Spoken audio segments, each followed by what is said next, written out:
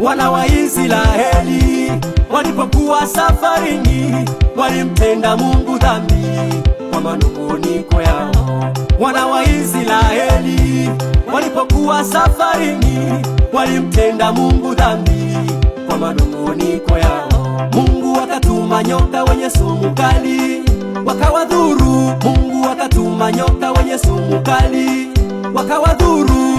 Wakamulilia Musa, Musa, wakamulilia Musa, Musa, tuombe rehema kwa Mungu aondoe hawa nyoka, tuombe rehema kwa Mungu aondoe hawa nyoka.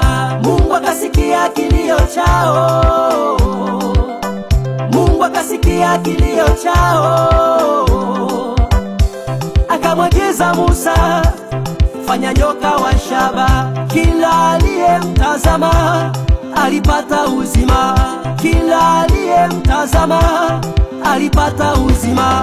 Yesu ni zaidi ya nyoka wa shaba. Huyu Baba Yesu ni zaidi ya nyoka wa shaba. anafanya makubwa.